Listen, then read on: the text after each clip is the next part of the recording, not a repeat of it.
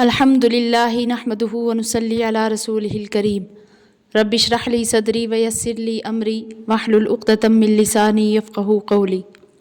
یہ آیات اس وقت نازل ہوئیں جب مکہ میں ہجرت کرنے سے پہلے کافر مسلمانوں کو بہت ستایا کرتے تھے۔ مسلمان آپ صلی اللہ علیہ وسلم کی خدمت میں حاضر ہو کر شکایت کرتے اور اجازت مانگتے تھے کہ ہم کفار سے جہاد کریں گے اور ان سے ظلم کا بدلہ لیں گے۔ تو آپ صلی اللہ علیہ وسلم مسلمانوں کو لڑائی سے روکتے تھے کہ مجھ کو قتال کا حکم نہیں ہے بلکہ صبر اور درگزر کرنے کا حکم ہے، اور فرماتے کہ نماز اور زکوٰۃ کا جو حکم تم کو ہو چکا ہے اس کو برابر کیے جاؤ۔ تو اس بات کو مسلمانوں نے قبول کر لیا۔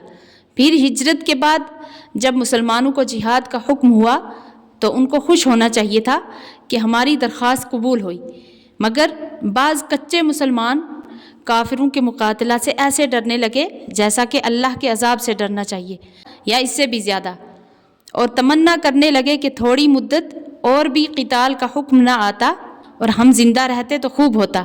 تو اس پر یہ آیت نازل ہوئی، اعوذ باللہ من الشیطان الرجیم، بسم اللہ الرحمن الرحیم۔ الم تر الی الذین، کیا تو نے نہ دیکھا ان لوگوں کو، قیل لہم کفوا ایدیکم، جن کو حکم ہوا تھا کہ اپنے ہاتھ تھامے رکھو، واقیموا الصلاۃ، اور قائم رکھو نماز، وآتوا الزکاۃ، اور دیتے رہو زکوٰۃ۔ اپنے ہاتھ تھامنے کا مطلب یہی ہے کہ اپنے ہاتھوں کو لڑنے سے روکے رکھو، اور جو تم کو ابھی حکم ہوا ہے اس میں لگے رہو، مثلا نماز کی پابندی کرو اور زکوٰۃ دیتے رہو۔ فلما کتب علیہم القتال، پھر جب حکم ہوا ان پر لڑائی کا، اذا فریق منہم یخشون الناس، اسی وقت ان میں ایک جماعت ڈرنے لگی لوگوں سے، کخشیت اللہ، جیسا ڈر ہو اللہ کا، او اشد خشیہ، یا اس سے بھی زیادہ ڈر۔ تو بعض مفسرین کے نزدیک ان آیات کا تعلق مومنین سے نہیں بلکہ منافقین سے ہے، یعنی جو ظاہر میں اپنے آپ کو مسلمان کہتے تھے اور دل میں کفر بھرا ہوا تھا۔ تو جن مفسرین نے اس آیت سے مسلمانوں کو ہی لیا ہے تو مطلب یہ ہوگا کہ حکم جہاد پر مسلمانوں کی طرف سے مہلت کی تمنا در حقیقت کوئی اعتراض نہیں تھا بلکہ ایک لطف آمیز شکایت تھی، جس کی وجہ یہ تھی کہ عادتاً یہ ہوتا ہے کہ جب آدمی کو انتہائی تنگی اور تکلیف پہنچتی ہے تو اس وقت جذبات بھڑک اٹھتے ہیں، اس لیے ایسے وقت میں انتقام لینا زیادہ آسان ہوتا ہے، لیکن آرام اور راحت کے وقت اس کی طبیعت لڑائی کی طرف آمادہ نہیں ہوتی۔ تو یہ ایک بشری تقاضا ہے۔ چنانچہ یہ مسلمان جب مکہ میں تھے تو اس وقت کفار کی تکلیفوں سے تنگ آ کر جہاد کے حکم کی تمنا کر رہے تھے، لیکن مدینہ میں آ کر جب ان کو سکون اور آرام نصیب ہوا تو ایسی صورت میں جب قتال کا حکم ہوا تو اس وقت کا پرانا جذبہ جو ان کا تھا وہ کم ہو چکا تھا اور ان کے دلوں میں وہ جوش باقی نہ رہا تھا، اس لیے انہوں نے محض ایک تمنا کی کہ اگر اس وقت جہاد کا حکم نہ ہوتا تو بہتر تھا۔ تو اس تمنا کو اعتراض پر محمول کر کے ان مسلمانوں کی طرف گناہ کی نسبت کرنا صحیح نہیں ہے۔ تو جب ان کو قتال کا حکم کیا گیا تو وہ مسلمان کیا کہنے لگے، وقالوا ربنا، اور وہ کہنے لگے اے ہمارے رب، لما کتبت علینا القتال، ہم پر کیوں فرض کی گئی لڑائی، لولا اخرتنا الی اجل قریب، کیوں نہ مہلت دی ہم کو تھوڑی مدت تک، قل متاع الدنیا قلیل، تو کہہ دیجئے ان کو کہ فائدہ دنیا کا تھوڑا ہے، یعنی جس دنیا کی خاطر آپ یہ کہہ رہے ہو کہ اتنی مہلت دیجئے کہ اپنی ضروریات ہم پوری کر لیں، تو اللہ تعالیٰ آپ صلی اللہ علیہ وسلم سے فرماتے ہیں کہ آپ ان کو فرما دیجئے کہ دنیا سے فائدہ اٹھانا جس کے لیے تم مہلت کی تمنا کرتے ہو محض چند روزہ ہے، والآخرۃ خیر لمن اتقی، اور آخرت بہتر ہے پرہیزگار کو، ولا تظلمون فتیلا، اور تمہارا حق نہ رہے گا ایک تاگے برابر، یعنی آخرت میں جتنے اعمال آپ نے کیے ہوں گے ان کا پورا پورا ثواب ملے گا۔ پھر جہاد جیسے عمل کو کیوں چھوڑ رہے ہیں؟ اگر آپ نے جہاد نہ بھی کیا تو اپنے وقت معین پر آپ کو ضرور موت آئے گی، کیونکہ موت کی تو یہ حالت ہے، اینما تکونوا یدرککم الموت، جہاں کہیں تم ہوگے موت تم کو آ پکڑے گی، وَلَوْ كُنْتُمْ فِي بُرُوجٍ مُشَيَّدَةٍ، اگرچہ تم ہو مضبوط قلعوں میں، یعنی جب موت اپنے وقت پر ضرور آئے گی اور مر کر دنیا کو چھوڑنا ہی پڑے گا تو آخرت میں خالی ہاتھ کیوں جاؤ۔ حافظ ابن کثیر رحمۃ اللہ علیہ نے اس آیت کے ذیل میں ایک عبرت ناک واقعہ میں بروایت ابن جریر اور ابن ابی حاتم عن مجاہد لکھا ہے کہ پہلی امتوں میں ایک عورت تھی، اس کو جب بچے کی ولادت کا وقت شروع ہوا اور تھوڑی دیر کے بعد بچہ پیدا ہوا تو اس نے اپنے ملازم کو آگ لینے کے لیے بھیجا۔ وہ دروازے سے نکل ہی رہا تھا کہ اچانک ایک آدمی ظاہر ہوا اور اس نے پوچھا کہ اس عورت نے کیا جنا؟ ملازم نے جواب دیا کہ ایک لڑکی ہے۔ تو اس آدمی نے کہا کہ آپ یاد رکھیے یہ لڑکی 100 مردوں سے زنا کرے گی اور آخر ایک مکڑی سے مرے گی۔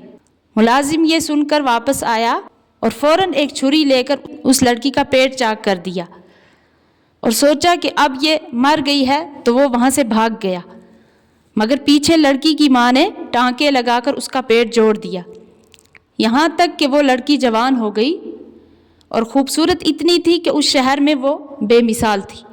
اور اس ملازم نے بھاگ کر سمندر کی راہ لی اور کافی لمبے عرصے تک مال و دولت کماتا رہا اور پھر شادی کرنے کے لیے واپس شہر آیا اور یہاں اس کو ایک بڑھیا ملی تو اس سے ذکر کیا کہ میں ایسی لڑکی سے شادی کرنا چاہتا ہوں جس سے زیادہ خوبصورت اس شہر میں اور کوئی نہ ہو۔